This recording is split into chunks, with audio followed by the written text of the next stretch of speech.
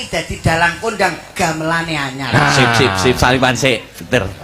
Apik pertama apik. Betul. Lanjut sing apik terus pokoke.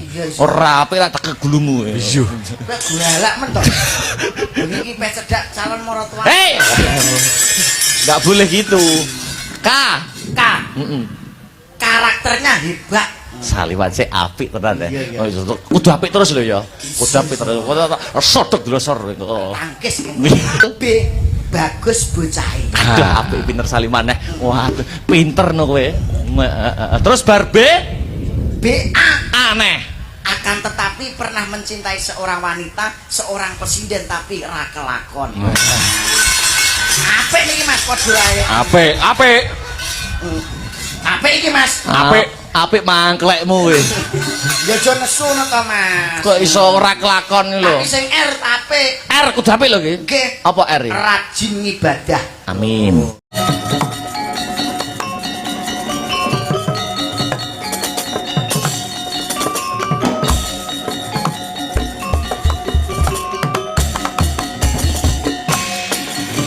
Sumadong dawuh Kakang Haryo Suman Hamiji ingkang rayi kula pun Jaksa nadyan semanten ugi kula Kakang kula pun Sara Basanta ugi cumadong dawuh Kakang Jaksa lan Sara Basanta kowe adiku sing banget ndak tresnani Plasa jenar mono sejatine aku sing duweni nggih kula ngertos menapa paduka ngersakaken kondur dhateng Plasa jenar kemawon sakit manah kula Kakang menawi paduka menika rinten pantaraning dalu dipun cedha dipun cacat kalian tiyang kathah dipun cacat kalian Sata Kurawa nyatanipun inggih namung jengandika Kakang Haryo Suman ingkang madosaken kamukten dhateng Prabu Duryudana dalah Kurawanipun namung kemawon paduka mboten dianggep kalih para Kurawa. Wah, pancen padha merem mripate para Kurawa.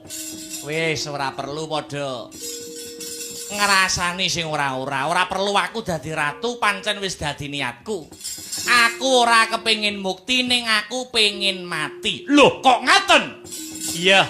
Tinimbang uripku iki mung dadi cacatan, bakal tak tetepi sing dadi ubayane Pati Sengguni.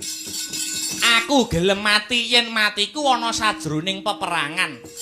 Dina iki anggonku arep maju perang ora sah nganggo gelar. Ora susah nganggo gelar apa-apa. Jalaran ya wis kentekan wong. Arep nganggo gelar Garuda nglayang wonge ya kurang. Arep gawe gelar Emrit Nebo wonge ya ora ana. Arep nganggo gelar Cakra Byuha saya ora bisa. Dina iki aku sing bakal madeg dadi senopati Jaksa.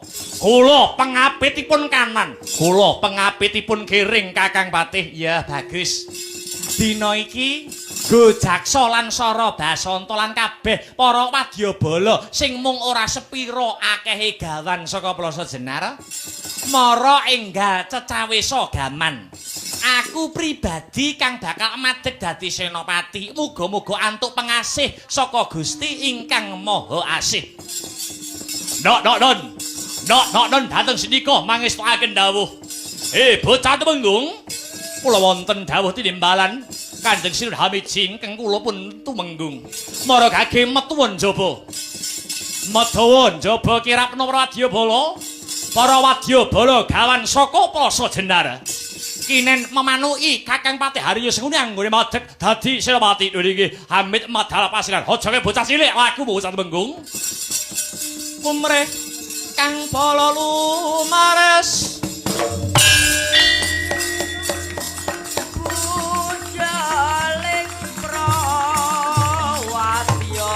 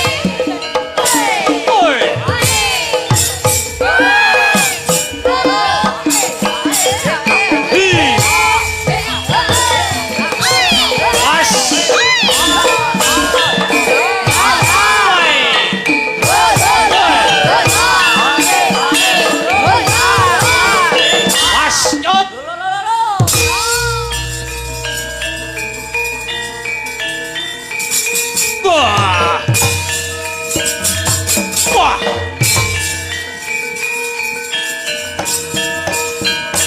Wah.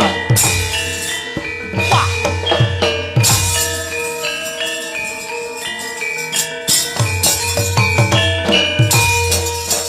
Hey.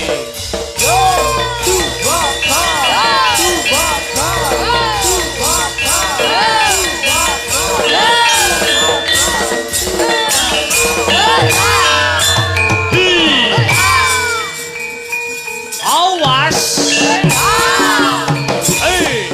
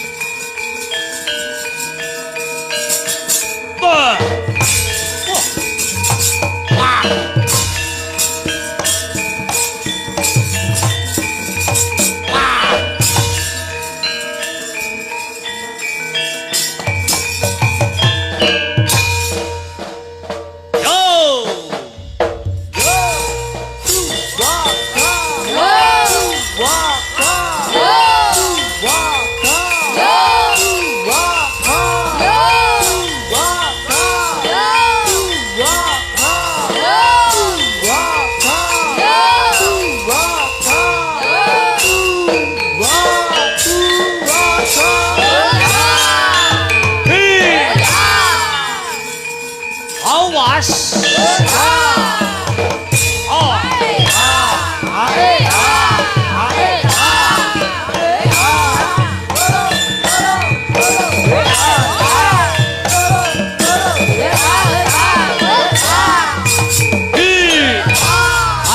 Oh,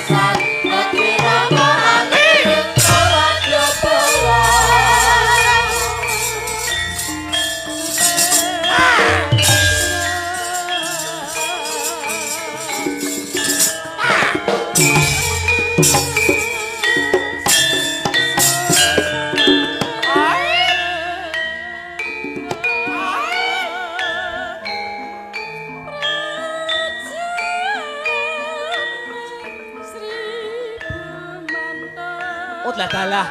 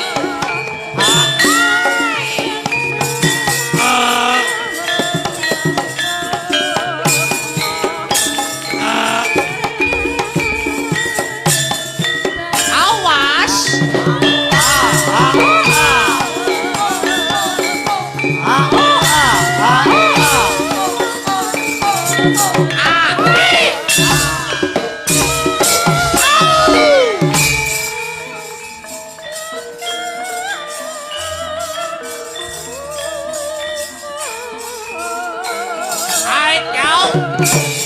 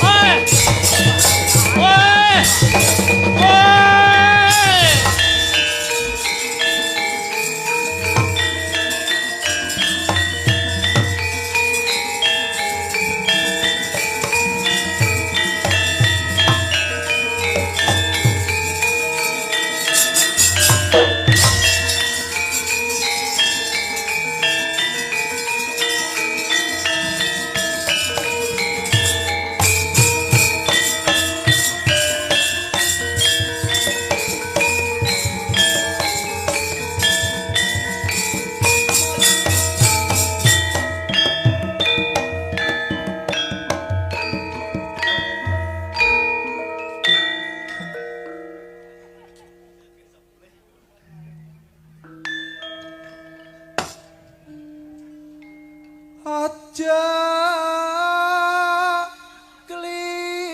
kliru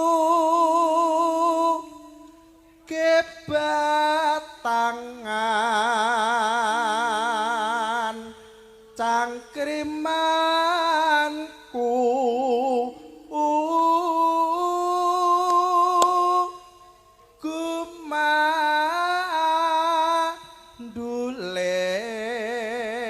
gumanduleng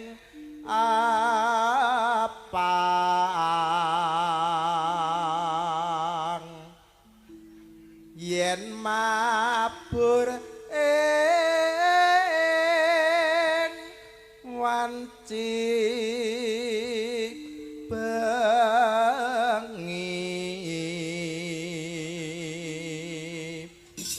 palam sawo kamrampukan ing sidra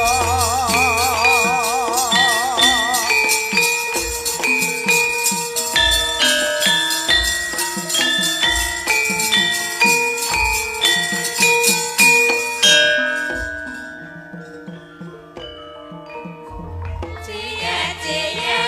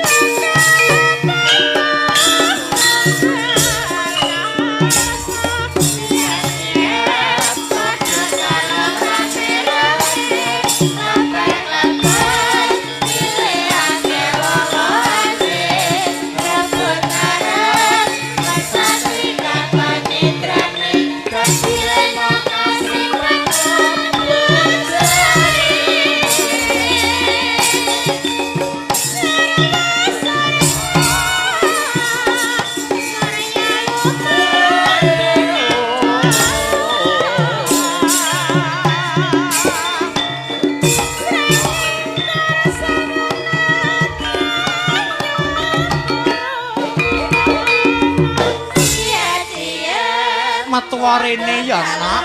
Iya, iya. Aja lali padha jumenenga ya, Nduk. Cahayu.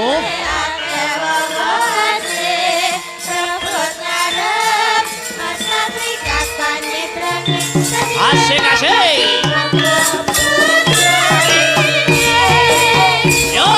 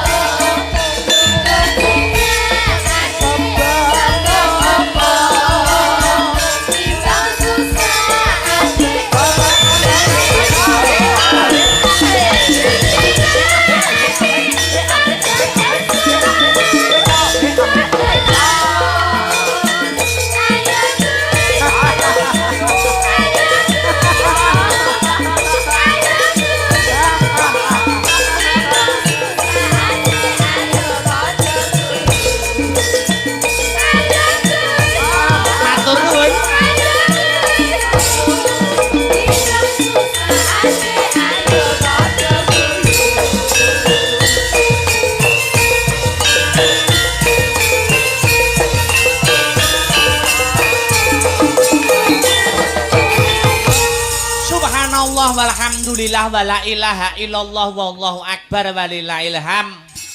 Nduk, anakku sing ayu dhewe sing setinik-tinik anakku. Heeh, Limbo, ana dawuhmu apa mak nimbali karo anakmu aku? Nganggo leren ora ketang sawetara kanggo unjal ambekan ya, Nok. Nggih. Nggih ya ngestokake dawuh. Heeh. Perkara lakon kena dirampungke sak rampunge limbukan. Heeh, Nanging sing luwih wigati aku Kang Sarta kowe anakku Limbuk. Ngaturake apa ta wigatine aku kelawan kowe sak kanca iki kabeh padha tinimbalan sowan. Iya. Iya, Mak, iya ngestokake dawuh. Heeh. Nduk, kepiye? Tak kira ana ing bengi iki ora ana tembung sing luwih endah kang kudu diucapake kejaba mung ya kuwi puja lan puji syukur konjuk marang Gusti ingkang murebeng dumadi Allah Subhanahu wa taala Tuhan yang Maha Esa Hyang Widiwasa. Ngono ya, Mak.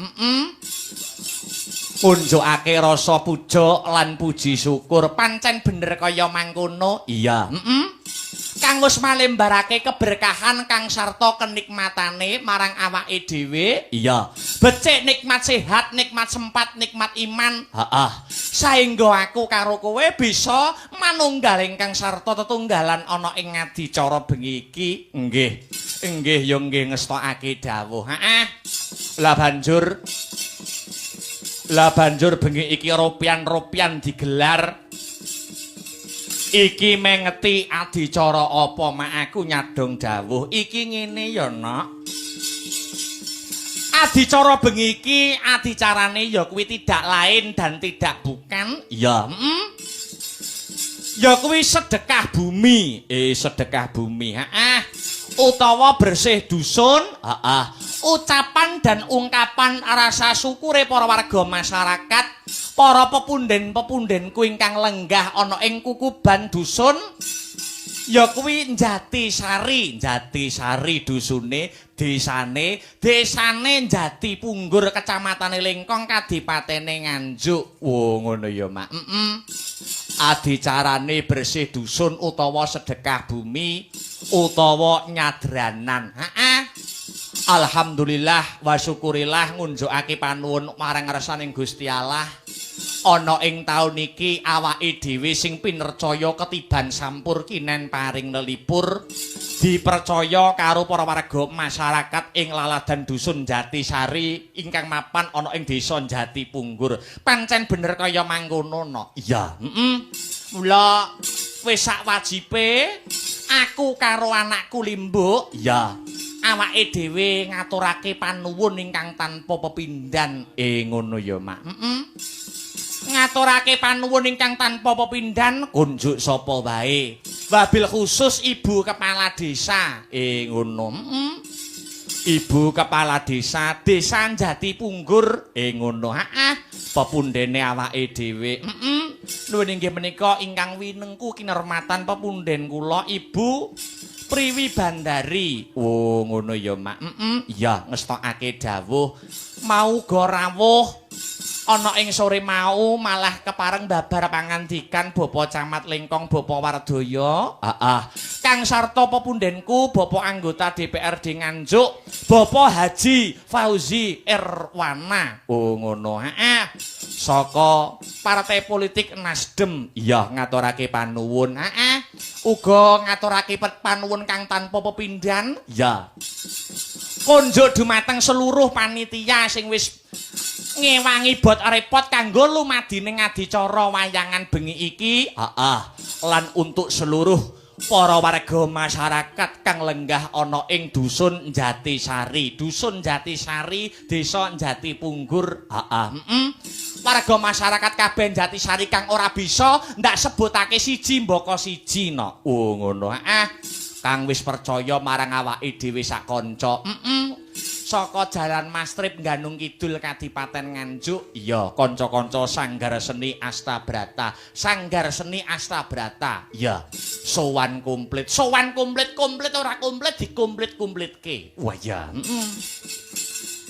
Waranggana pirang-pirang para kadang pengrawit uga jangkep. Iya, luar biasa. Aku ki batin ana sajroning atiku kok no. Iya. Batin piye? Kanca-kanca kuwi nek mbladek kuwi nek wis mulai tanggapane rada rapet ngono ki ora malah lesu, ora malah kesel ning malah saya tukul semangate. Ngono. Adat saben iki kanca-kanca pengrawit ki munggah panggung ki jam 8. Ki setengah 8 wis rapi ngono. Oh iya. Setengah 8 wis rapi saka semangate ana. Iya. Angger rada rapet mesti ngono kuwi. Mesti setengah 8 wis dandan. Malah sing ngenong wis sing senior malah jam 7 wis jarian ana. Malah wis jarian. Oh tenan malah wis jarian luar biasa.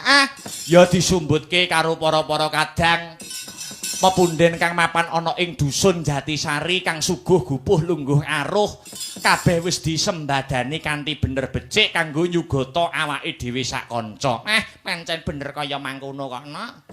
Luar biasa apresiasi kang sarta antusiasi warga masyarakat dusun Jatisari. Iya, kekompakan, persatuan dan kesatuan kena kanggo tepo palupi. Kena kanggo tolok ukur muka tanpa guyub rukune para warga masyarakat ing Jatisari sumrambahing para warga masyarakat desa Jati Punggur iso kaleksanan wayangan kaya bengi iki no. Ngono.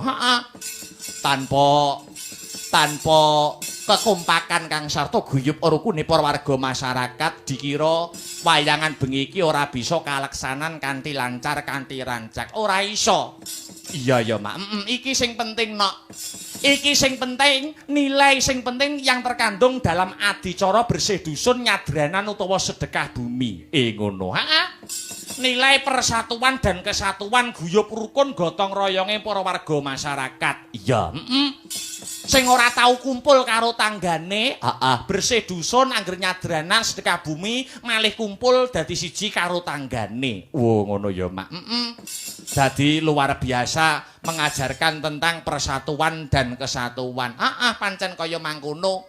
Ning kene wis ora dadi berdondi babakan bedaning agama, bedaning panemu, bedaning pilihan, wis ora ndadekake problem utawa suatu permasalahan. Ngono ya, Mak. Kabeh warga masyarakat sing kecacah ana kene majemuk agamane apa wae, pilihane beda-beda, panemune yo dewi-dewi nanging manunggal dadi sawiji. Tri rukun diugemi kanthi banget no, tri rukun. Siji, ya kuwi rukun antar umat sesama agama. Ya, angka loro rukun karo umat antar beragama. Ya, beda agama. Sing angka telu, ya kuwi rukun kepada umat penghayat kepercayaan. Iki sing ditinggali dening para founding father awake dhewe dhisik. Ngono. Nek pengen negarane ayem, negarane tentrem ugem ana tri rukun. Ngono. Rukun sesama agama, rukun sesama agama, rukun antar agama dan rukun karo umat penghayat kepercayaan. Pancene kaya mangkono kabeh agama, ora mung agama nanging umat penghayat kepercayaan. Mbuh sing kuwi ilmu sejati, mbuh sing kuwi sabta dharma utawa perjalanan, kabeh kuwi ibadahe dilindungi oleh ya kuwi wujude Undang-Undang Dasar Negara Kesatuan Republik Indonesia, dilindungi oleh Pancasila sing sebagai dasar negara kita. Wah, ngono ya, Mak. Luar biasa no. Ya, alhamdulillah wa syukurillah. Muga-muga adicara sing kaya ngene becike, sing kaya ngene manfaate ora mung kandhek ana ing bengi iki nanging bisa disambung ana ing waktu-waktu tahun-tahun berikutnya. Amin ya rabbal alamin. Pancen sing disesuwun kaya mangkono. Iya ya, Mak, iya, Mak. Ora iso matur akeh-akeh, ora bisa matur maneka warna sing baku uyung-uyung nganyeng kuyung ndongake dusun Jatisari. Kang bengi iki wis sembada Kang Jinangka rahayu Kang tinemu basuki Kang kaesti nganakake adicara ya kuwi bersih dusun. Biyung arep ndongake apa? Muga-muga ya, Nak. Muga-muga sakrampunge seluruh rangkaian adicara bersih dusun nyadran utawa sedekah bumi. Dusun Jatisari kene pinaringana ayem tentrem, dadya dusun sing gemah ripah lojinawi kerta tata turaharja, murah sandang kelawan pangan cinaketa ing kamulyan tinebena saking bencana alam. Amin amin amin. Allahumma amin. Allahumma amin. Allahumma amin. Hasbunallah wa ni'mal wakil.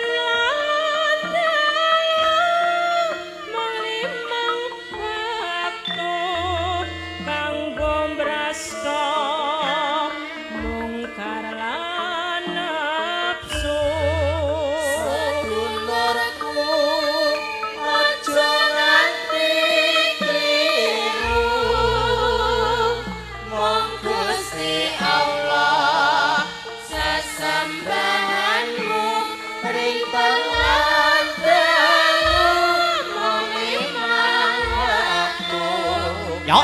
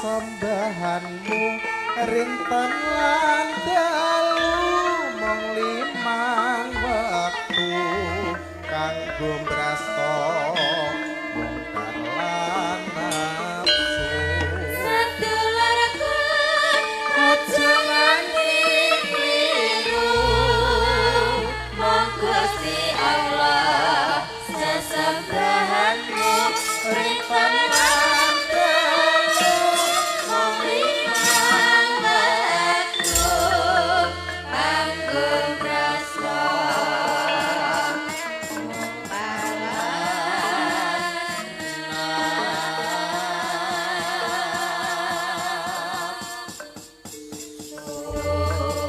Sowan komplit, sowan komplit wayang gamelan sound system kabeh borongan. Sak kanca-kanca live streaming Astabrata Media. Kabeh digawa saka ngomah Mas Tripno. Alhamdulillah iso sowan. Alhamdulillah iso sowan. Iki ya lumayan panggone rada jembar, panggone rada wiyar. Ngono. Dadi iso nganggo kelir sing ukuran 12 meter no. Ngono. Wayang iso dijereng kabeh. Wayang simpingan kiwa ketok apik. Tak sawang tekan kadowan simpingan tengenku ya apik-apik. Oh iya. Apik-apik. Iso kaya sak tangan ngono garapane. Oh iya. Iya mak iya. Kabeh sowan komplit no. Ya ngestokake dawuh. Iki wis dadi agenda rutin tiap tahun kok, Nduk. Agenda rutin tiap tahun. Angger dusun Jatisari kene iki ngadani adicara nyadranan utawa sedekah bumi mesti nggelar kelir mesti nggantung gong. Ngono. Ewadene awake dhewe taun iki sing diparingi kapercayan. Iya, kaya sing tak kandhakake mau ngarep. Bersih desa, bersih dusun, nyadranan, sedekah bumi, nggelar wayang kabeh dadi ajang silaturahmi. Ngono. Kabeh dadi ajang untuk mempererat tali persaudaraan yaitu nilai persatuan dan kesatuan. Ngono. Para sarjana sujaning budi nate paring ngendika sapa sing gelem mempertahankan budayane nengenake marang persatuan dan kesatuan wilayah kono mesti pinaringan guyub rukun ayem tentrem. Ngono. Sapa sing gelem nguri-nguri tetep nguri-nguri dan mempertahankan budayane ya kuwi mesti tetep wilayah kuwi mau mbah dusune kuwi mau desane kuwi mau munggahe kabupaten utawa provinsine kuwi mau tetep pinaringan ayem tentrem guyub rukun. Ngono.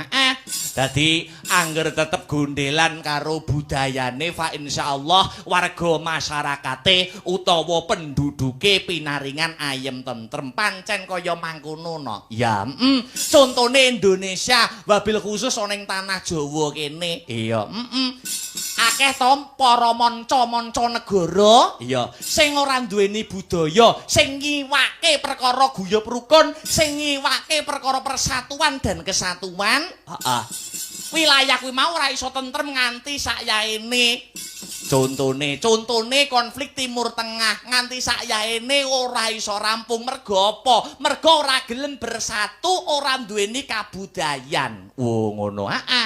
Negara-negara sak Timur Tengah ki umpama bersatu ngrampungi Israel kuwi kecil no. Ngono.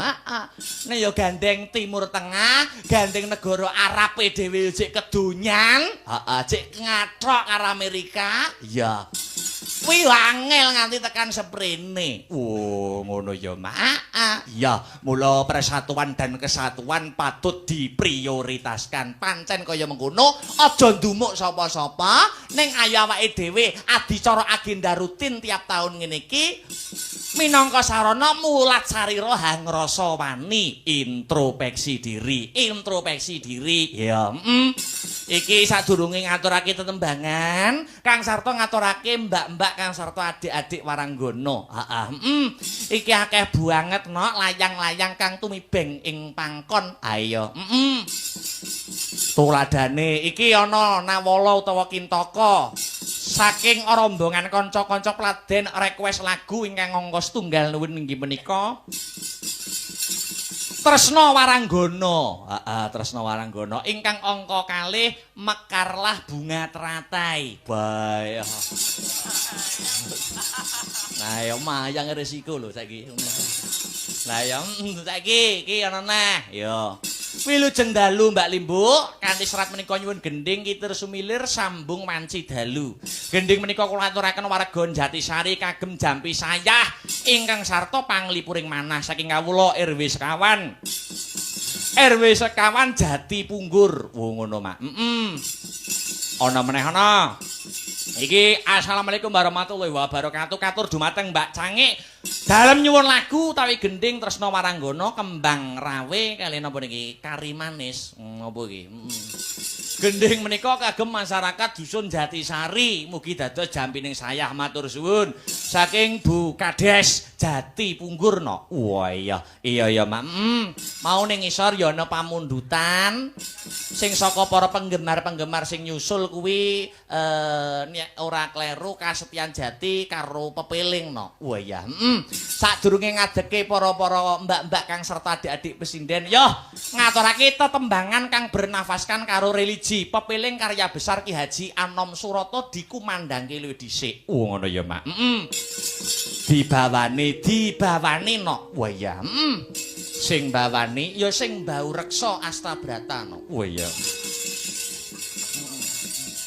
Mas Heru ben dikumandangke dhisik. Gremet-gremet waton slamet, sareh-sareh waton pikoleh ya no. Monggo Mas, dipun bawani langkung rumiyin Mas. Wasita di saking prawinases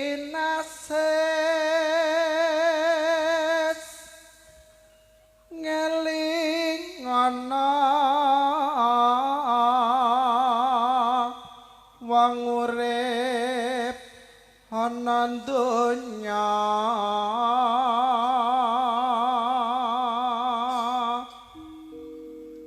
bebasan mung mampir ngombe. Tembang menika nggih kula kintunaken wabil khusus kagem Ibu Kepala Desa Jati Punggur. Ayo, lan sedaya perangkating desa, perangkating dusun, mugi-mugi saged karenan ing penggalih. Iya, Mak, iya. Lajeng, Mas. Salat kang limang waktu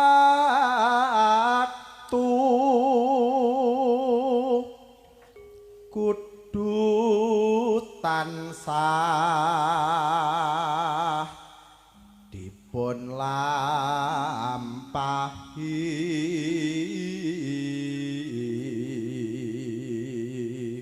Ajeng iku cagak agama pakartikang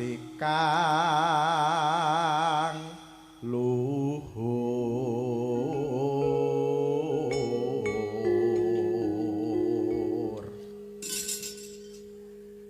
ngedohke tumindak mungkar yakti urip manggya tentrem lahir batin telaske Mas Her bejo donya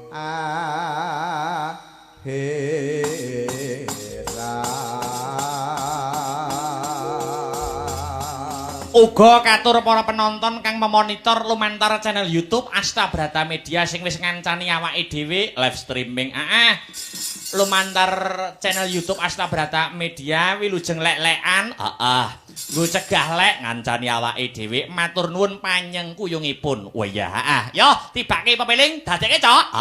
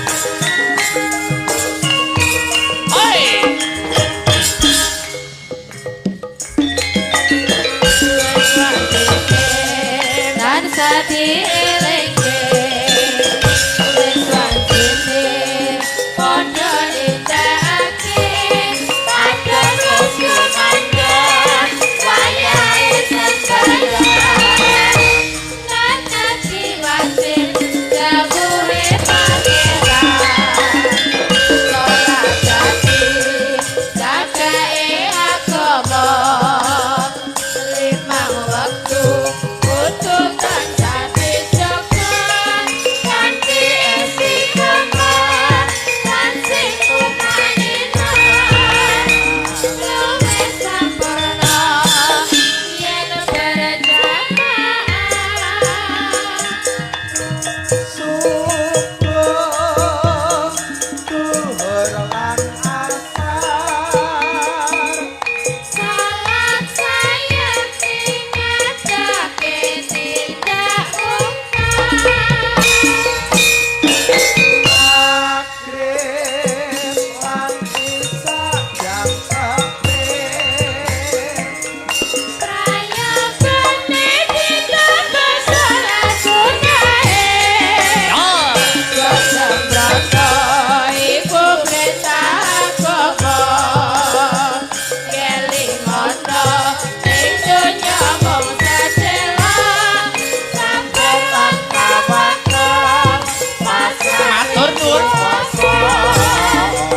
Yen asringe besok munggah suwarga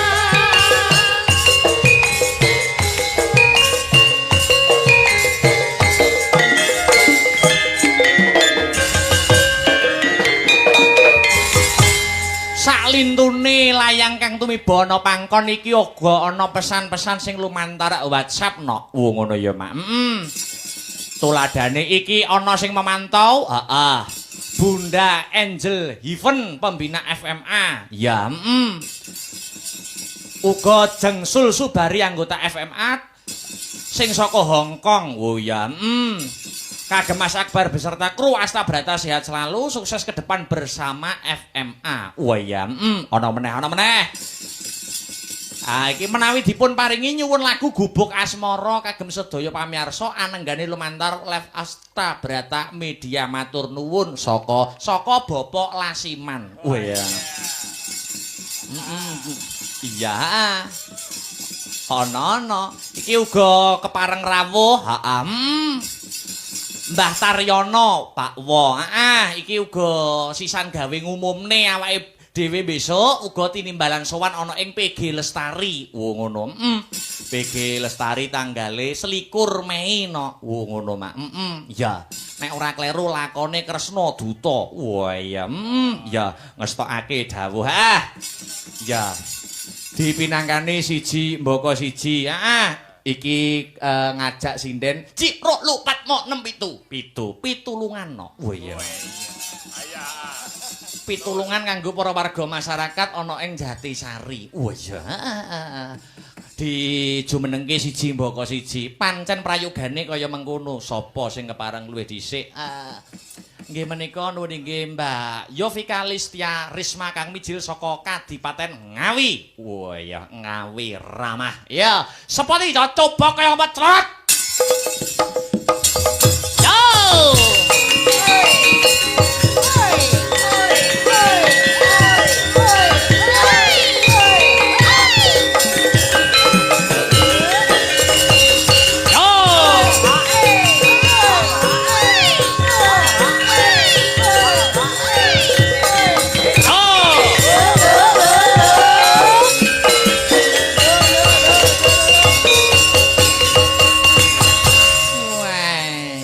Assalamualaikum warahmatullahi wabarakatuh. Waalaikumsalam Mas Dalang. Wilujeng dalu Mbak Yovika. Inggih wilujeng dalu Mas. Alhamdulillah dereng ngantuk to? Alhamdulillah dereng menika tesik Padang. Padang Jinglang. Nggih. Wingi tak delok ning Blitar kok wis ning rekamane kok wis gara-gara teklak-tekluk merem-merem ae wis. Boten nikop donga Mas. Donga. Ndonga karo teklak-tekluk. Nah, Ini nggih. sowan ana ing ya kuwi dusune Jatisari. Nggih. Dusune Jatisari, desane Punggur. Nah, kecamatane Lengkong. Lengkong, kabupatene nganjuk. Alhamdulillah. Salam-salam dulu Nggih. wong ayu. Heeh. Ngaturaken sugeng dalu Bapak Ibu. Assalamualaikum warahmatullahi wabarakatuh. Waalaikumsalam warahmatullahi wabarakatuh. Heeh. Nggih, nderek dedonga nggih, Mas. Kanggo dusun Desa Jatisari. Jatisari. Ha-ha. Mugi-mugi dadosa desa ingkang ayem, tentrem, janjem purmanem. Amin. Rezekine ora lokak kepara malah kebak, Ha-ha. ora roboh malah bako, ora wutah malah wutuh. Nggih. Amin. Amin. Aja kami serontol nduk. Nggih, ngapunten. Iya ya. Nggih, kalih anu Mas. Apa kuwi? Kagem nderek dedonga kagem masyarakat Desa Jatipunggur menika. Heeh. Mugi-mugi pinaringan rezeki ingkang kathah, berkah melimpah turah-turah, Amin. bisa kanggo sekolah, Amin. kanggo bisa tuku omah lan Amin. besuke muga-muga bisa munggah kaji wonten Mekah lan Madinah. Amin. Amin amin Allahumma. Amin. Amin. Luar Nggih. biasa. Dusune Jatisari. Heeh. Dusune Jatisari. Nek desane ibu kepala desa itu Jatipunggur. Oke. Yang nyerahkan wayang tadi sore. Nggih. Wong mau sampean takon ngoncekino iso ora? Insyaallah saged Mas. Aja ning dusune nek iso sak desane pisan. Oke. Jatipunggur desane. Jatipunggur nggih Mas. Heeh, kuwi umpama mbok oncekino per huruf utawa per suku kata. Jatipunggur menika kan terdiri dari 4 suku kata. 4 suku kata. Oke. Jatipunggur. Kuwi umpama takon ngartekne iso ora? Insyaallah Mas. Tenan lho ya. Nggih. Aja bleset lho ya. Insyaallah mboten. Alhamdulillah. Suku pertama nduk Ja. Ja menika jalin silaturahmi antar warganipun. Jalin silaturahmi. Antar warganipun. Ah, Lupakan perbedaan, utamakan kebersamaan. persatuan dan Kesatuan. Kuwi Ja nduk. Nggih. Upama Ja wis nyambung Ti. Ti menika tingkatkan persatuan dan kesatuan, Mas. Maknane tingkatkan persatuan dan kesatuan. Maknanipun menika Heeh. para warga Desa Jatipunggur menika tansah guyub rukun. Guyub rukun. Nggih. Heeh. Bedaning agama ora dadi gendro. Bedane agama ora dadi gendro. Bedaning panemu ora dadi padu. Bedaning panemu ora dadi padu. Bedaning pilihan ora gontok-gontokan. Witi. Ti. Berarti terus punyusul. Iki nek nyinau seminggu lho Mas. Sewengi. Pu menika puji syukur kunjuk dateng Gusti Allah kang murbeng dumadi. Tansah ditindakaken dateng dening masyarakat Jatipunggur. Terus bar nggur terakhir. Nah, nggur iki sing paling penting, Mas. Kok paling penting nggur iki apa artine, Nduk? Nggur nanggap dalang akbar setahun pisan ora dibaleni rugi wong. Iya. Rugi ya? Nggih rugi nang nggih ngoten apa, Bu? Nggih. Tahun ngajeng dibaleni mulai nggih, Bu. Mengkene enten ping 7, ping 10 bonus dalange, Bu. Dalange tinggal mriki mengke. Nek ping 10 iki tak anu no, iki sumpahku no. Nggih pripun? Khusus warga masyarakat Jatisari lo ya. Nggih. Dusun Jatisari sok tak gratisi. Wayangan 1 kali, nek wis genep nanggap ping 100. Ping 100 sudah neo. Suwene. Wis buyut luar biasa. Iki mau banyak permintaan. Nggih. Neng aku kepengin Mbak Yovika nembang sendiri dulu. Kula? Ayo no. Nganggo bawa ya wong ayu. Kula? Ayo no. Pelok barang. Samu barange. Ayo. Wah, luar biasa. Napa Mas? Pelok barangnya napa? Iso dadi ati engko tibake kelinci ucul ya iso. Dangdute engko kelinci ucul. Oh, di medel ngoten. Medley kok medel. Nggih, lho. Heeh. Ejal, karben suaramu pamerno warga masyarakat Jatisari. Heeh. Sumerambahe warga desa Jatipunggur. Heeh. Jenengan pun ping pinten Mas nomor iki Mas? Sak jek jumblek ya lagi pisan iki. Oh, nembe pisan iki. Lagi pisan iki. Bawa. Yuk.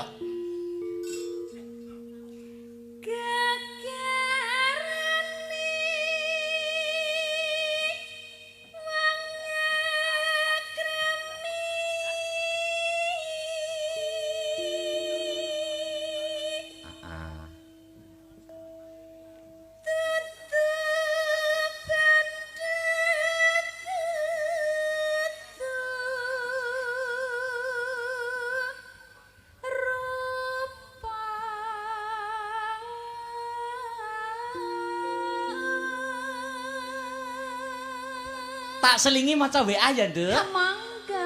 Sugeng dalu Mas Akbar, kula Bapak Oka Wibowo saking atas Amsterdam, Belanda. Ngono. Menika wonten request lagu Kartanyana Medha Janji. Ayo, nyuwun swantenipun Mbak Yovika sareng-sareng duet kalian Mbak Birgita. Ayo, menika kagem Sutresna Dalang Mas Akbar. Kula ngaturaken sugeng hamirsani wonten tali asih lestarikah budayaku matur nuwun. Pak Oka Wibawa Belanda. Oke. Ayo, engko dipinangkani. Ayo, Yuk. Ngati pawi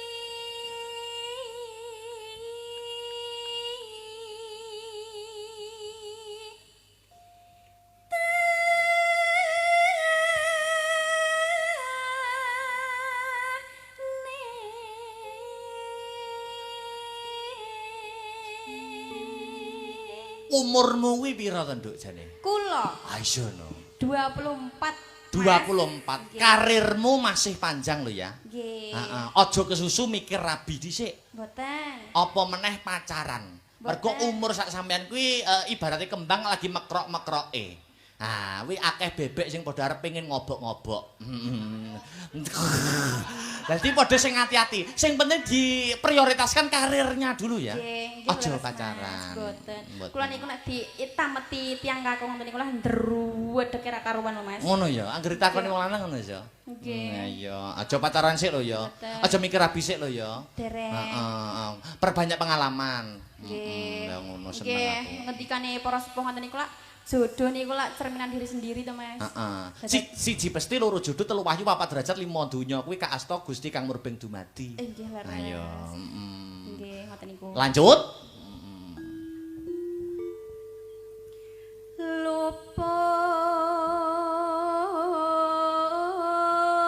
Luput pisan kena pisan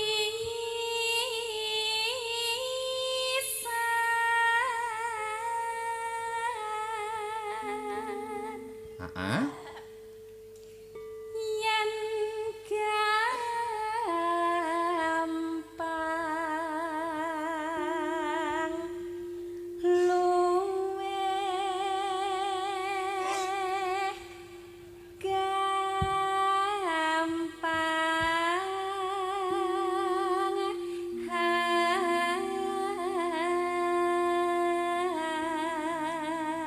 Sik, Nduk, rada rene, Nduk, jajal tak sawange. Nduk, tanganmu delok tanganmu.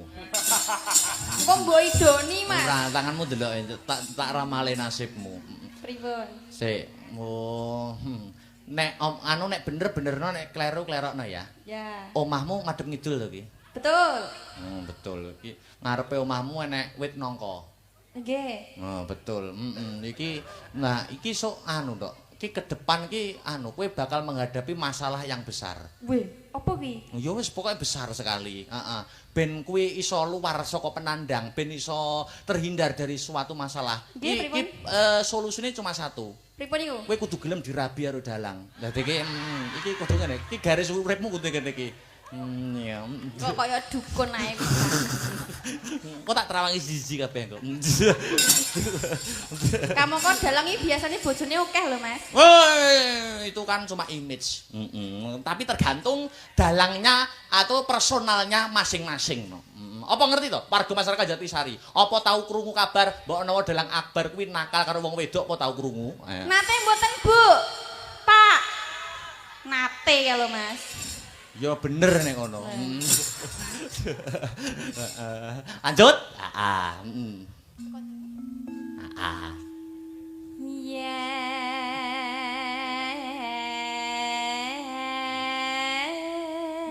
yen hangel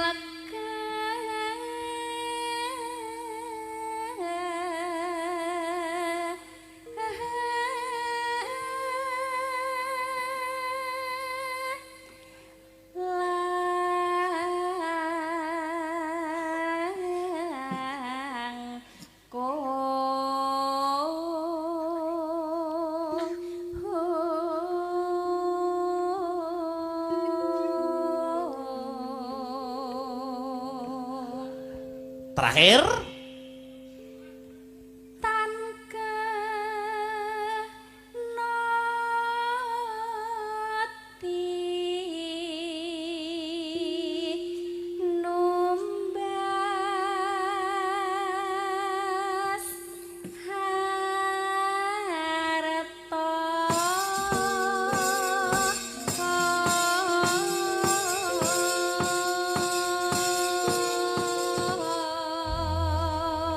langsung buka celuk. Ayo, dadi-dadi engko tibake ana ing kelinci ucul ndang dute. Ayo, monggo Mbak Yovika. Ayo.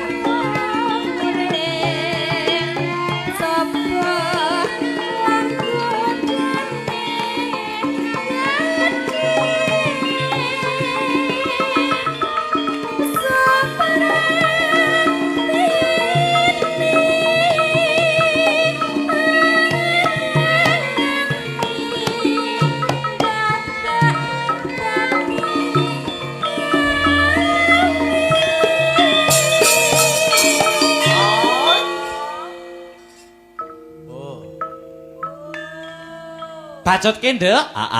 Yuk.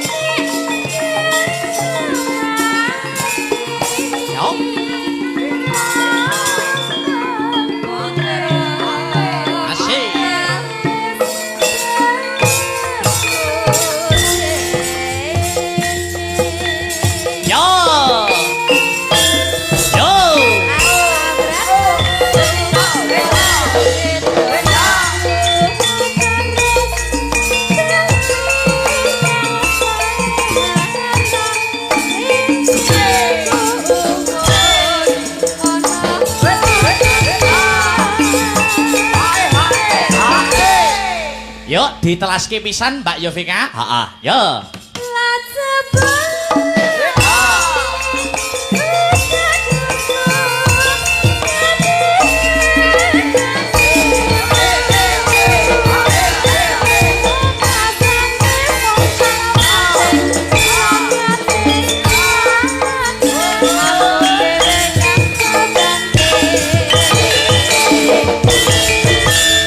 Mbak Yovika, boleh duduk dulu. Ayo, ngaturake tetembangan minangka pambuka.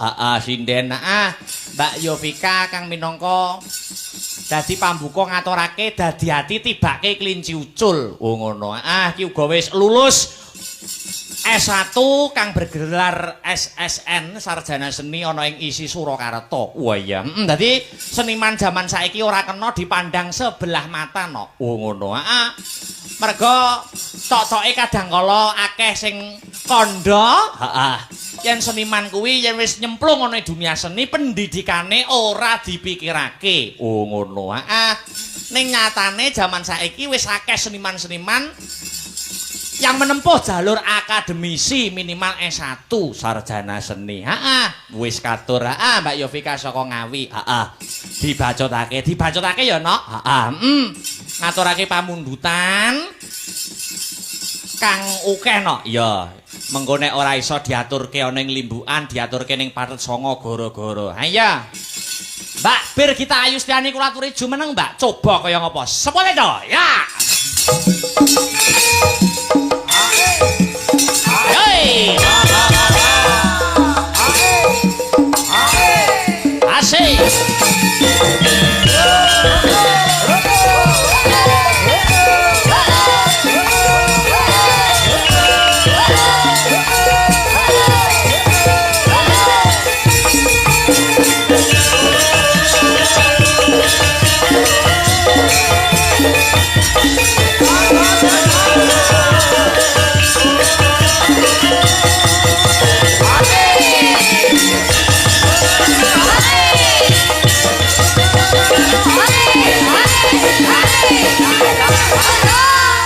Wilujeng dalu Mbak Birgita. Nggih, sing dalu Pak Dalang. Wah, luar biasa. Kita ketemu kembali. Ana ing dusun Jatisari, Mbak. Jatisari. Jatisari. Menika sinden asli saking Kediri, para sederek. Nggih, Pak. Kedirine pundi wong ayu? Ndek kae mbok sebut sampean apal, saiki tekon neh. Lho, penonton di sini kan tok-tok men urung eruh. Oh, berarti perkenalan. Perkenalan lho. Oh, Nama nggih. lengkapnya siapa? Dari mana tempat kelahirannya? Nggih, dadak pitepangan Bapak Ibu, kula Birgita Ayu saking Kediri, nanging dudu Kediri sing mantane dalange kae dudu ya, Pak. Halo, langsung. Kedirimu ngendi to? Kedirimu ngendi kecamatan? Ya Kecamatan kan ngendi? anu to, Pak. Kok dikirane lho kok padha ngono. Oh, beda. Tapi Patrah kok, Nduk. Patrah.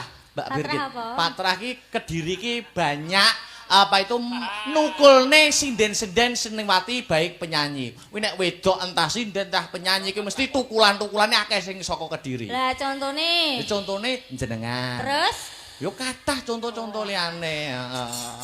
ya Pak. Ning sak menika sampun berdomisili wonten ing Karanganyar. Karanganyar tentrem, Pak. Panjenengan menika nek kuliah menika sak pantaran kula nggih Mbak Birgita nggih. Ya, satu angkatan. Satu angkatan. Sampun lulus? Ya sampun to, Pak. Iya, kok galak mentok ketok. Loh, sebagai wanita ki ya harus tegas galak ngoten niku, Pak. Oh, ngono ya. Mungkin nek mboten tegas mboten galak niku kaya niku wau lho wayang niku wau malah diselingkuhi ngoten niku, Pak. Wah. Ngono ya. Oh, elek. Sampeyan pengen ora tak terawang kaya Mbak anu mong. Kira-kira. Diterawang? Sini tanganmu deloke, tanganmu deloke. Tanganmu deloke. Iya, tenanan kok iso tanganmu. Ki nek bener-benerno, nek klerok-klerokno. Iya. Oh, sing jujur wae. Aku tak nerawang sing omahmu Kediri ya. Omahmu sing Kediri. Oh, sing omah Kediri. Omah Kediri, heeh. Omahmu Kediri kuwi madhepe ngulon, bener ora? Ya bener iki, Pak. Wah, bener ya. Ngarep nek bener-benerno nek kleru-klerokno. Ngarepe nek wite Srikaya. Ndak enek. Lah kuwi wis pas awakmu wis ditegor kuwi. Kaya kurma sampean. Lah iki masalah jodoh njaluk diterawang ora? Iya, Pak. Terus paling Jodoh. penting niku, Pak. Jodoh ya, Jodohnya sik. paling penting. Ya, sik jodoh. Pokoke nek perkara jodoh, iya to. Kuwi pokoke bocahe iki wilayahe jek ning Sekupek kene iki, ning sekitar kene iki. Jati Serani. Jatisari. Jatisrono piye? Jatisari ning kene. Pokoke wonge ning kene, ning Kukuban kene, ning wilayah kene wonge. Berarti di daerah Jatisari. Wis pokoke daerah kene. Oh iya. Sik. Sampeyan mau budal karo sapa? Diterke, Pak. Diterke sing ngeterne sapa? Masih. Heh? Diterke masih. Oh masih. Nggih. Waduh lha iki angsare elek, Nduk. Lah, sing apik kudune pripun, Pak? Syaraté napa ben apik, Pak? Iya tau sik ta. Angsare ndak patek apik ngono lho. Lah, ben apike diapakne. Weteng gembuleng kaya angin ngono lho. Lah, delok ben kedep- apike pripun? kedepan. Gak, aku takon sik ki tangane diselene sik. Kriteria pria menurut Birgita Ayustiani itu yang gimana? Yang masuk menurut Birgita Ayustiani? Nek kula ya, Pak. Yang satu. Yang pertama itu akhlaknya baik, agamanya baik, Waduh. sopan baik kepada orang tua terutama gitu, Pak. Wah, akhlaknya baik, sopan, Heeh. Terus habis itu ganteng, terus sing paling penting niku Pak, kuwi niku seneng lelaki yang brewok, Pak. Sik to. Tapi sampean ini berlawanan dengan standar wanita yang lain. Sek, cekelin sek. Mikmu sek. Wanita-wanita sing semene kae iki mesti golek sing resik lho. Sek, golek mau bojo milih sing brewok apa resik? Resik no, kok brewok ya keri. Ul. Ayo mik upama wong lanang iki sing resik apa sing anu? Ya sing resik to, lah nek brewok ayo nyocrok-nyocrok to, Mas. Sik to, lah kok bir kita iso milih Gak sing brewok? biasa. Biasanya niku to Pak, lek tiyang Kediri niku to, biasanya nduk nek nyapu niku sing resik, engko mengke lek bojomu brewok. Lah kula niku nyapu tak resiki Pak Man, ben duwe bojo brewok Ben duwe bojo brewok ya. Oh ya. Iya, Pak. Ya wis. Oh gatel kok iso. Kayak sapa ya Mbak sing brewok ning ngene iki, sapa ya? Mas Irfan sing bonake brewok. Ya. Alah dicukur. Oh, aja dicukur senengane sing ngono iki nyak. Apa Dok saiki nembang karo mlaku ya, Gojek karo mlaku. Iya, Pak. Sing anu sik Pak Ukang ku ning season gara-gara. Oke, Pak. Heeh, ki apa? Sambung Wanci Dalu sampean apik nek Sambung Wanci Dalu tenan apik tenan sampean. Terus ana meng apa Gubuk Asmara. Pilih dua antara Gubuk Asmara aja, Pak. Ayo. Karena saya tuh terkenal ratu nih Gubuk Asmara, Pak. Pae. Enten ratu podang kuning ngono to, Pak. Aku ratu Gubuk Asmara, Pak. Oh, jadi tiap tembangnya mempunyai ratunya sendiri-sendiri Iya ya? dong, Pak. Oh, enek ratu podang kuning. Heeh. Ratu Gubuk Asmara iki. Sik to, sampeyan iki ayu kok iso nggur maremmu kok nggur sak gubuk iki. Loh, saya tuh sederhana, Pak, nggih, Pak. Ning di gubuk itu ada filosofinya loh, Pak. Filosofinya apa, Nduk? Gubuk itu kan di tengah-tengah sawah. Tengah-tengah sawah. Suasanane adem Adem. gitu. Kali mirsani tiang-tiang teng sawah ngoten niku. Wow. So sweet, Pak. Lah, mbel ndak percaya aku. Kok nggur mareme kok nggur ning gubuk. Bawane Siti Nduk pocongnya. Ayo. Niki cengkok khas Gubuk Asmara ya. Oh ya, cengkok khas ratu. Gubuk Asmara. Iya.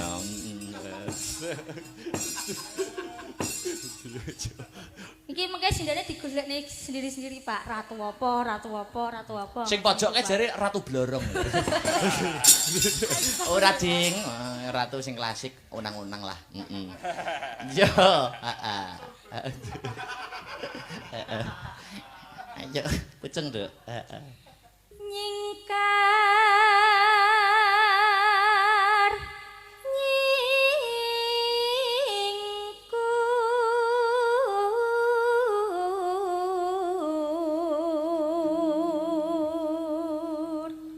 Nek umurmu pira umurmu?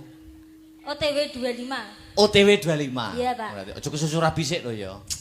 Pokoknya aku ngger petuk. Lah ngapa to, Pak? Aku pengen nang peterabi bareng cita-citaku jadi manten, Pak. Sek karirmu itu masih panjang. Karirmu masih panjang. Lagi kanca-kancaku sampe rabi kabeh aku ditinggal dhewean. Loh, pesek itu contohnya. Heeh. Pesek soki rabi ki alasannya bukan karena kok pengen rabi ora. Lah napa? Kanca-kancane timbang golekne gawean lho, timbang longgar ning omah, ya to, dhek rabi, kanca-kanca nanggap kancane dhewe. Sambatan. Lah, Mbak Aul ki ya arepe rabi, lah aku ditinggal aku. Ora apa-apa, sampean kan nek secara kampus kan ngisore Mbak Aul. Tapi kan saawatane Mbak Sri. Iya, nek wis Sri kuwi wis luput suwu. Ya, lanjut nih, gubuk. Ratu. Wiwitane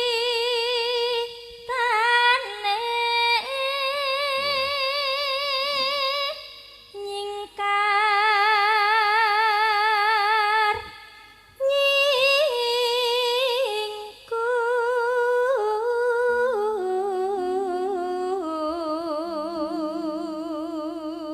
Nek pancen pengen rabi tenan iki sok kudu bekti karo wong lanang lho, Nduk. Sampe Kula? nek wis rabi. Salah satu tanda bekti seorang wanita kepada suami kuwi romantis nek karo wong lanang iki.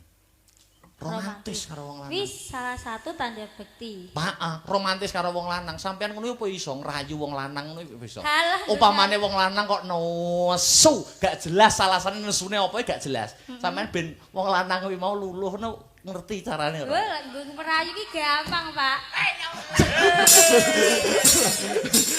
Piye? Upamane Ratune iki lho, Pak, erat. wah, terasane. Upamane wong lanang nesu gak jelas ngono piye? Ini contohnya ke siapa? Ya upamane bojomu sok umpamane. Anu ya, ini sebagai perumpamaan jenengan ngoten nggih. Iya, upamane tok-tok men lho ki ya. Merayu Tok-tok ya. men, tok-tok men.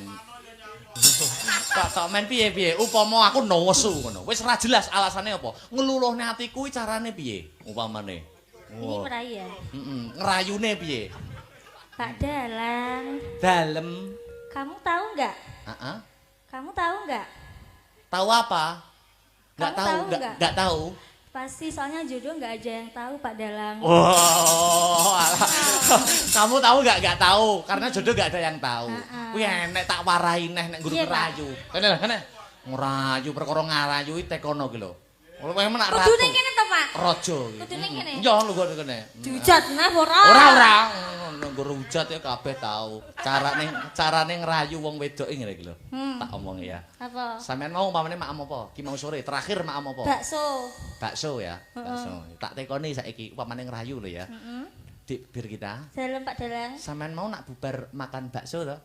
Kok tahu? Lah iki lho mine cek nyangkut iki lho. Nah. Jasa. Ya Allah, ngono ya Pak merayu. Modus Pak Lamen. Ngono wis ben wis payo.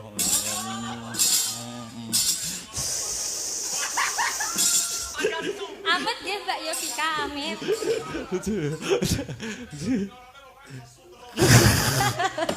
Ayo terus iki.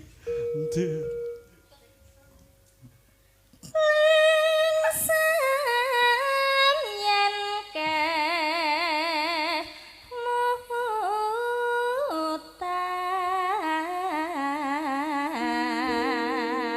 kemutan Heeh. lelampahan kang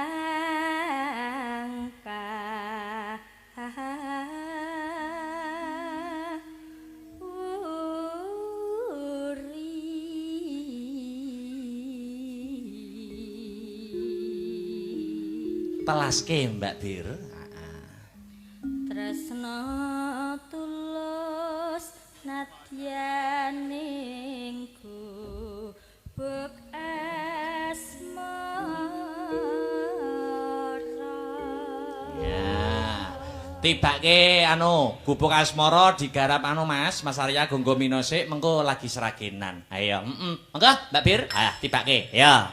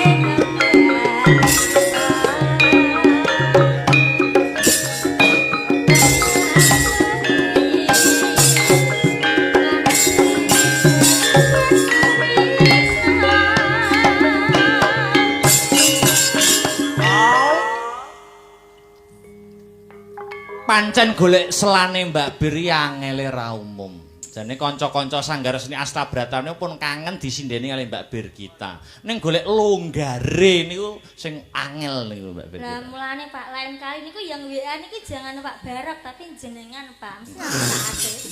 Oh ngono ya. Ning aku kan ora tahu to, Nduk. Milih sinden satu-satu kuwi aku ora ero. Dadi sesuk pentas ning kono sindene sapa gak ero ngono lho. Ning kanca-kanca lho iki. Sing kangen kanca-kanca. Iya. Berarti sampean gak kangen? Lho, kula kan manut kanca-kanca. Gak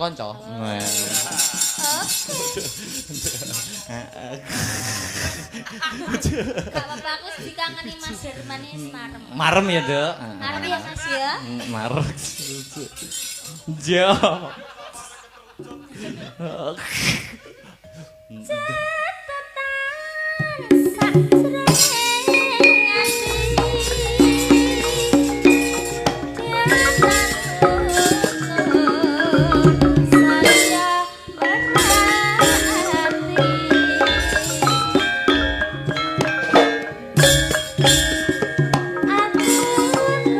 Awas.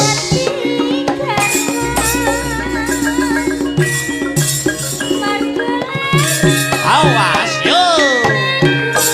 Hey. Yo.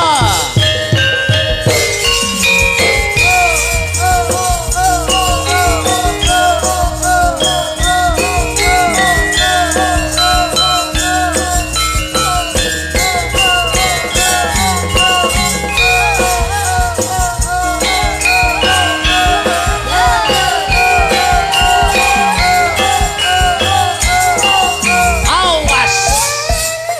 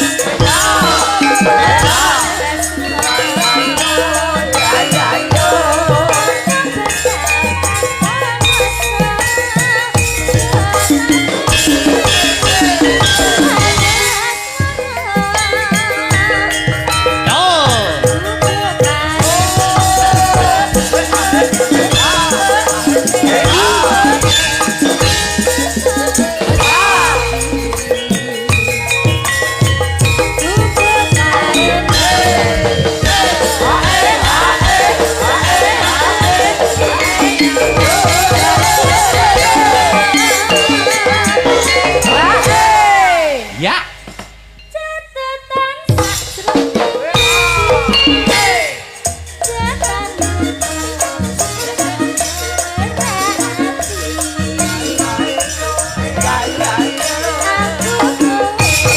Oke.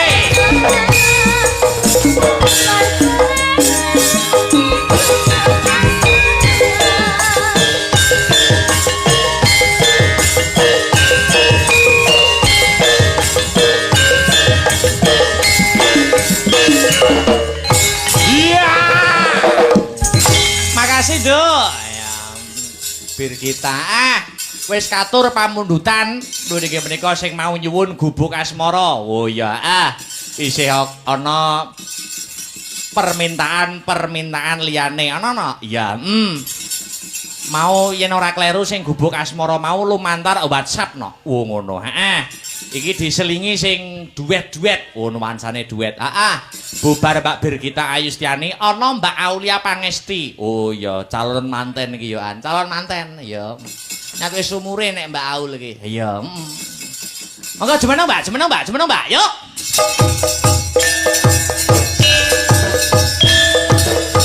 Oke.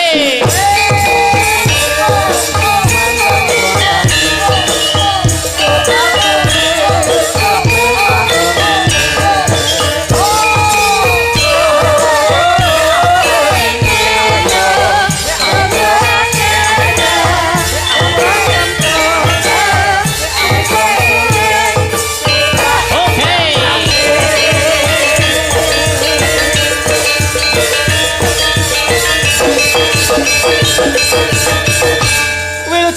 Selamat malam Mbak Ayu Pangesti, Aulia Pangesti. Selamat malam. Sowan ana ing dusun Jatisari, Mbak. Ya, dusun Injih. Jatisari. Doa terbaik apa untuk dusun Jatisari yang mengadakan bersih dusun pada malam hari ini? Ayo. Enjeh, mugi-mugi dusun Jatisari warganya tambah guyub rukun Mas Akbar. Amin ya robbal alamin. Terus gemah ripah lajinawi kerta harjo. Amin. Terus apa ya? Yang doa yang terbaik? Yang terbaik pokoknya untuk warga juga sehat selalu, dilancarkan semua rezekinya. Terus dilancarkan usahanya. Amin. Mau wis kadung tak umumne lho, Mbak Aul. Pripun, Mas? Mau rabine wulan apa to sasine panjenengan iki nek ora kleru? Insyaallah Agustus. Wah, niku rame-ramene piye lho? Rame-ramene tanggapan lho niku. Nggih jenengan niku nggih pas wonten jadwal. Oh, ngaten. Makane mboten saged kula sambati. Wes. Gitu, aku ngalah wis. Ngalam mundur. Oh, goleke dinoe pas aku piye, Pak? Lah iya. Iya. Nggih, nyuwun. Asal nganjuk mriki mawon to, Mbak? Nggih asli Nganjuk Ngadiboyo. Iya, pek nggo. Pek nggo. Pek tanggane dhewe, heeh. Nggih. Mau apa Mas Heru permintaane? Katresnan jati. Iya. Duit karo Mas Heru. Mengko bar iki Oke. ngaturke tetembangane sing saka Ibu Kepala Desa ya kuwi Tresno Maranggono. Ya. Jumeneng Mas Heru. Wah ya, Wah jan luar biasa. Priyayi kok eleh besus. Jan priayi kalem ya Mas. Oh nggih. Jan gak tahu nesu. Ya toh, omongane ki tutur katanya tuh selalu halus gitu. Halus, Iya, feminin. Tidak pernah menyakiti hati orang Tomo. Gak iso aku. Iya, gak Pokoknya iso. nak bocahe manut nih wis. Yo. Masya Allah. Ini kurban diseneni ping piro ae karo Mas Iya, Heru. wis kebal. Ini permintaan dari siapa Mas Heru tadi? Nggih menika wonten sinten mau Om Suhardi. Suhardi. Nggih. Saking FMA nggih Mas? Nggih. Iya, alhamdulillah. Nika wonten titipan Mas. Napa niku? Monggo Om. Waduh. Saking Bu Suri Golinger sinten? Iya. Australia. Wah, Australia to. Nggih. Ya, oke apa. Wah, iki rokok, Pak. Napa iki isine iki? Aja anu lho. Saking Bu Oh ya, siap. Saya terima nggih, Pak. Matur nuwun lemah telus Gusti Allah sing bales lemah garing Gusti Allah peparing. Nggih. Matur nuwun. Wah, iki lho, Cok. Wah. Matur. Nggih, permintaannya adalah katresnan sejati nggih. Niki anu Mas, Pak Lurah Sumbersono rawuh. Oh rawuh. Kita besok ke sana toh? 31. 31 ke Sumbersono. Iya. Gantian ngelerek. Iya. Oke, Monggo. Astabrata. Yo dadek katresnan sejati kanca-kanca. Ayo. Monggo Mas Riz. Yo. Mandangaken katresnan sejati permintaan dari Pak Suhardi FMA. Fan militan Astabrata. Ayo. Selikur ning PG Lestari no cedak kene. Iya, nek 20 awake dhewe ning Karang Semi Gondang. Oh iya Mak ya. Nek sing cedak maneh ya kuwi mau Sumbersono mau Pak Kepala Desane nek rawuh uga kepareng rawuh terus Mas Heru wau. Iya, ya. Pokoke sagaduking manah sakadaring lampah wake dhewe sing penting niate untuk menghibur. Karo nyambung tali silaturahmi ngraketke tali persaudaraan. Ngono ya, Mak. Ya Mbak Aul calon manten Agustus, saiki calon manteneh Mbak Sri Wahyuni sing arep cedak. Ayo. Jumeneng Mbak Sri. Ayo. Yo coba sepote, Cok.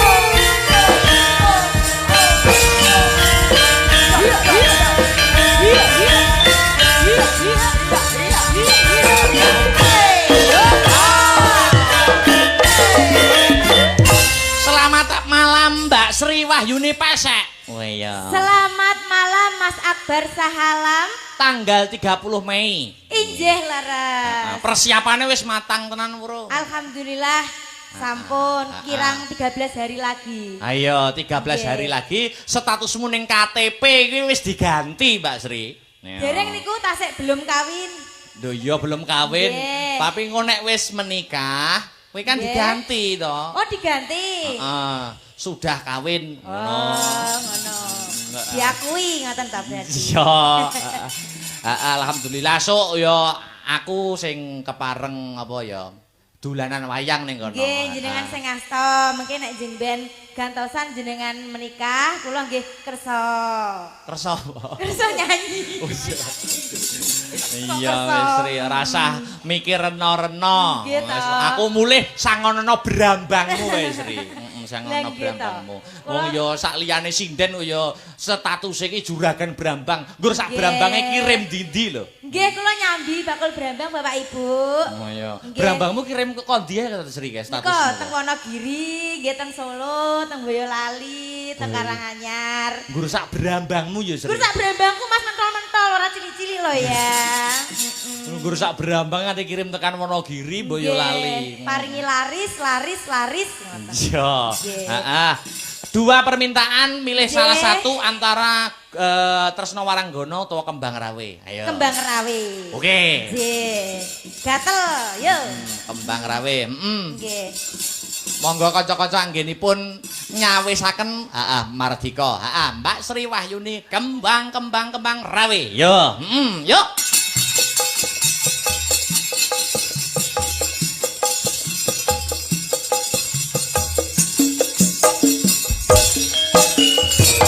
Oke.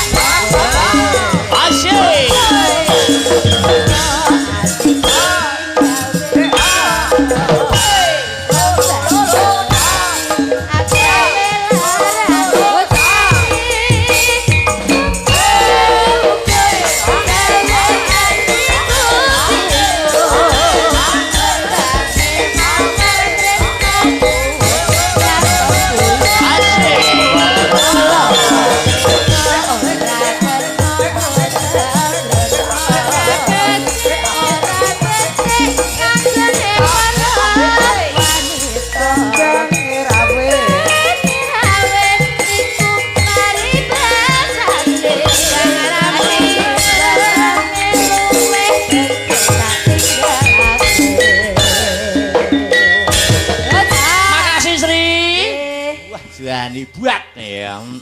Masa warap-rabi suarane kok saya bantas ya. Cara gender sangupane saya amba. Seri iya. Terakhir, iki mau sing urung tresno Waranggana. Mengko pamundutan permintaan lainnya disambung ning season goro-goro. Anu, Mbak Denko. Iya, sepate ca. Ya. Hoi.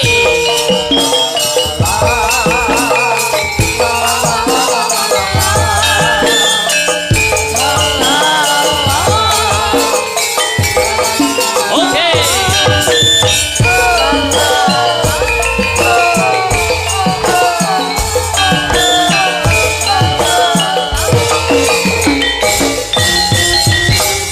Selamat malam Mbak Denko. Selamat malam. Wah, lah iki.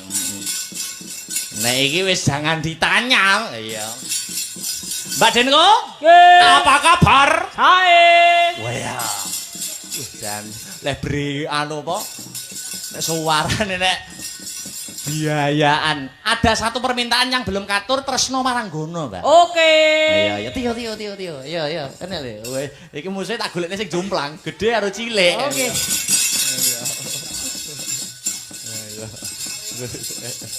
Iki ya.